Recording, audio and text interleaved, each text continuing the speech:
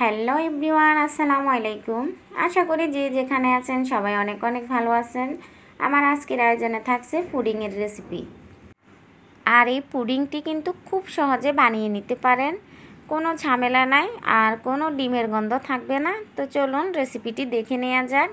তো আমি পুডিং বানানোর জন্য এখানে 1 কেজি দুধ নিয়েছি। দুধটাকে আমি জাল করে হাফ কেজি করে নিব। আর যেন ডিমের গন্ধ না থাকে তার জন্য দিয়ে দিব 2টা এলাচ আর দিয়ে দিব হাফ কাপ চিনি। চিনিটা কিন্তু দুধ জাল করার সময় দিয়ে দিবেন, তাহলে পুডিংটা কিন্তু খুব সুন্দর হবে আর চিনিটাও কিন্তু খুব ভালো করে গলে যাবে।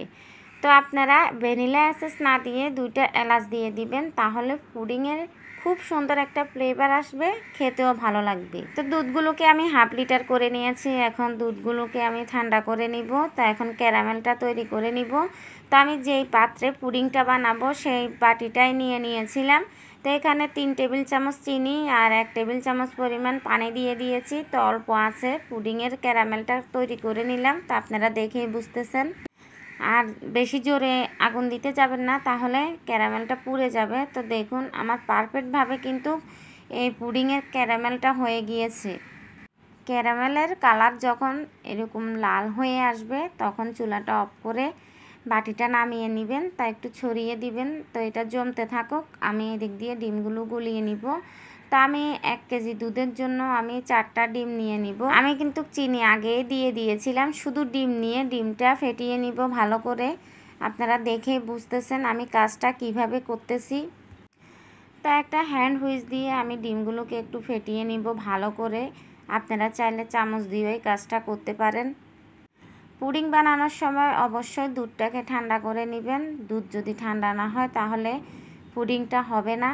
তো আমি দুধ ভালো করে ঠান্ডা করে নিয়েছি আর ডিমটাকে ভালো করে ফেটিয়ে নিয়ে এখন ডিমের সাথে দুধটাকে মিক্স করে নিব। খুব ভালো করে মিক্স করে নিব। তো আপনারা দেখে বুঝতেছেন আমি কিভাবে মিক্স করে নিয়েছি। আর এদিক দিয়ে ক্যারামেলটাও জমে গিয়েছে। তো আমি একবারে যে বাটিতে পুডিং বানাবো সেটাতে ছেঁকে নিব। অবশ্যই কিন্তু এই দুধ আর ডিমের মিশ্রণটাকে ছেঁকে নিতে হবে। দুধ আর ডিমের মিশ্রণটা আপনারা অবশ্যই ছেঁকে নেবেন। দেখুন ডিমের যে সাদা অংশটা থাকে সেটা কিন্তু উঠে যায়, তাহলে পুডিংটা খুব সুন্দর হবে। তো একটি পাইপেন বসিয়ে দিলাম। পাইপেনের মধ্যে একটা টাওয়াল দিয়ে দিলাম। টাওয়াল দিয়ে তো এর উপরে আমি যে বাটিটা পুডিং বানাবো সেই বাটিটা বসিয়ে দিলাম। ঢাকনা দিয়ে ঢেকে এখন আমি পরিমাণ মতো পানি দিয়ে দিব। আর এই টাওয়ালটা দেওয়ার কারণ হলো যখন পানিটা ফুটে আসবে তখন আর বাটিটা লড়াচড়া করবে না, এক জায়গায় বসে থাকবে। তো আমি 40 থেকে 50 মিনিট পর্যন্ত কুক করে নিব।